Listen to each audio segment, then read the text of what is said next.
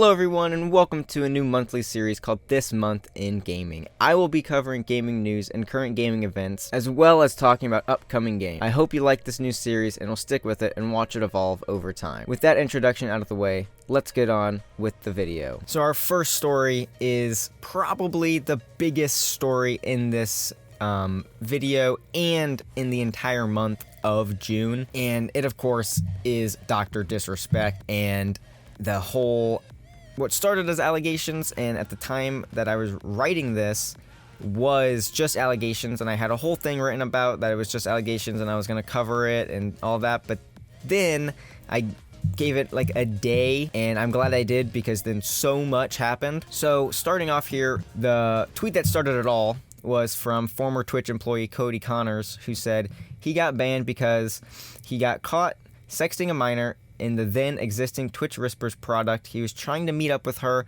at TwitchCon. The powers that could read in plain text. Case closed, gang. People saw that and, connected the dots and found out, he's talking about Dr. Disrespect. Then, hear from Bloomberg. In a post Tuesday on X, Beam, who is 42, acknowledged engaging in conversations that sometimes lean too much in the direction of being inappropriate and led to his ban on Twitch. Now, here is the Dr. Disrespect tweet. I'm going to skip over pretty much most of it, just get to the confession here. Most of it is kind of filler. Now, were there Twitch Whisper messages with an individual minor back in 2017? The answer is yes. Now, before moving on, it is good to note that he removed minor and then added it back in. So it used to read individual minor, then got changed to just individual, and then went back to individual minor. So the answer is yes. Were there real intentions behind these messages? The answer is absolutely not. These were casual, mutual conversations that sometimes lean too much in the direction of being inappropriate, but nothing more. Nothing illegal happened, no pictures were shared, no crimes were committed. I never even met the individual. I went through a lengthy arbitration regarding a civil dispute with Twitch, and that case was resolved by a settlement.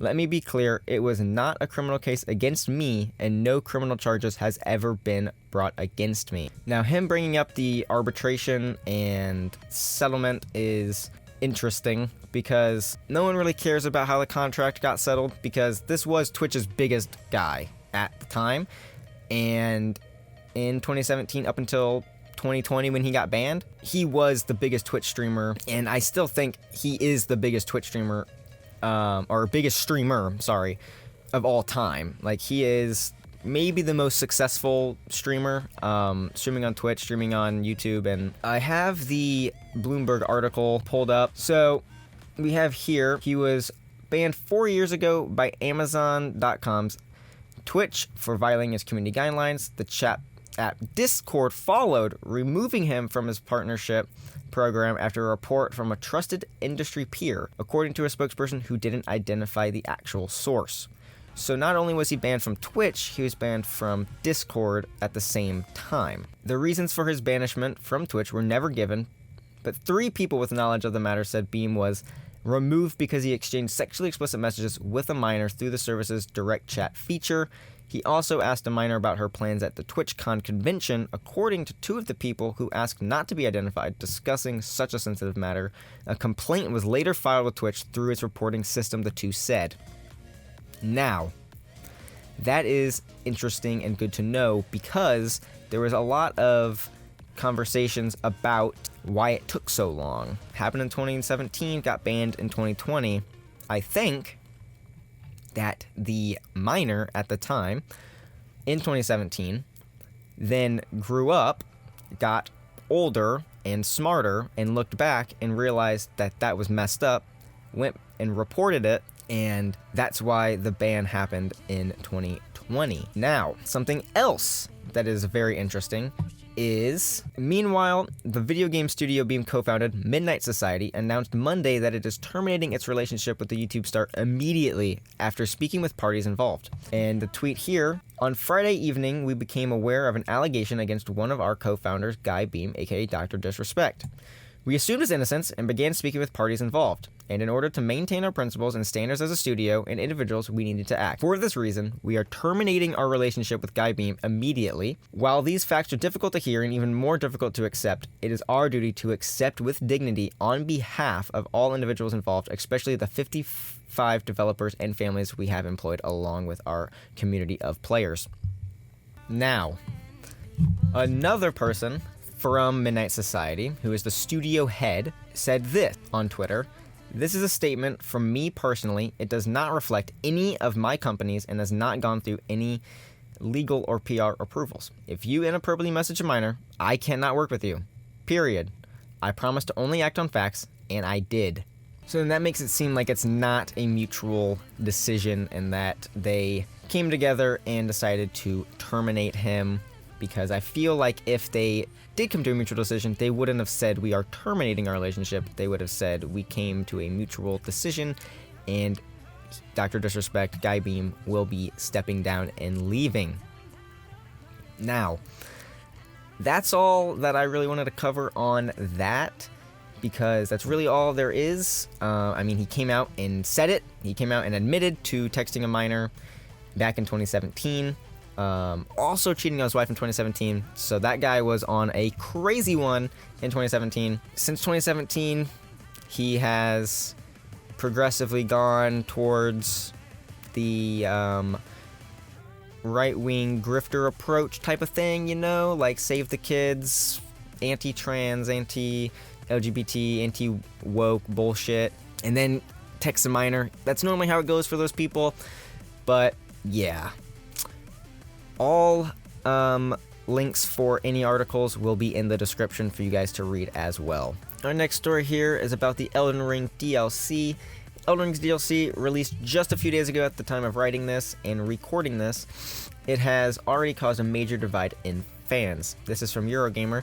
This, however, feels like difficulty for difficulty's sake, turned up to 11, perhaps because with the added expectations of a DLC having something extra absurd to conquer, even though it technically doesn't require finishing the core game. I go through dozens of deaths over a period of several days, and despite taking breaks to go off and do other things and explore other areas, I realized that I just don't want to do this anymore. Now, I have not played the DLC. I have not beaten Elden Ring, so I don't have a horse in this race. But I have seen people saying it's too hard, have seen people saying that the people that are saying it's too hard are saying that to say it, because would you want it to be easy or would you want it to be difficult?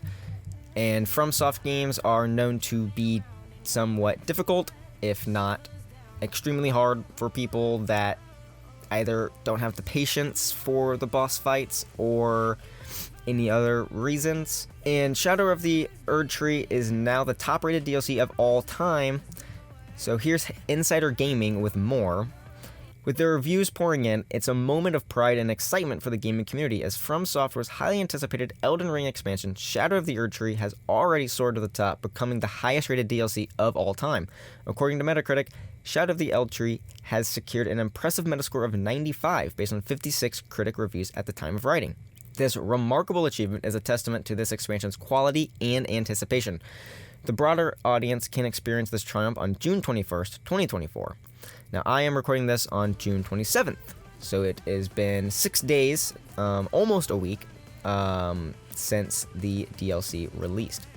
Now, when the user scores start rolling in, the top spot was previously held by The Witcher 3's DLC, Blood and Wine, with a score of 92. Which, that is a great DLC. I actually have played The Witcher 3 and have beat it and have played through that DLC. Great DLC.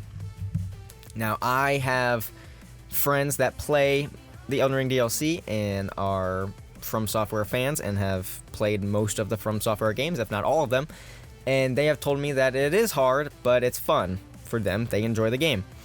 There has been a lot of people, like Asmongold, for example, who said that it's hard and too hard to have fun, and then there's people like Moist Critical, who I saw make a video. I can try to find it and link it in the description, where he said that he had to change his videos titles because he said it was easy and people were getting mad, so he changed it to being hard, which is kind of crazy. But yeah, that's about all that I can really talk about for the Elden Ring DLC, because I haven't really personally played Elden Ring that much and have not played the DLC. I'm currently playing through Elden Ring right now. I started playing it a while ago and stopped, and now I'm playing it again and have been having fun. You know, some of the stuff is difficult, but it's fun being able to learn and then, you know, defeat that boss that you've been trying to defeat for however many tries. So, yeah, if you guys haven't tried the Elden Ring DLC, make sure you guys give it a try. I've heard it's really good. Summer Games Fest also happened this month, so I want to end on a good note and talk about some upcoming games we saw real quick to wrap up the month of June in this first episode of this new series. First up, Civilization 7 is on the way next year. So if you are into those type of games, you have that to look forward to next year. The Stanley Parable dev Davey Redden's next game is Wanderstop.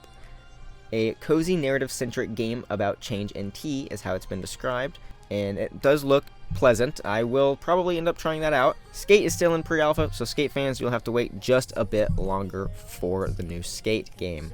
And Alan Wake 2's DLC Night Springs is out now. Came out at the time of Summer Games Fest when they came out on stage and announced that it's out now.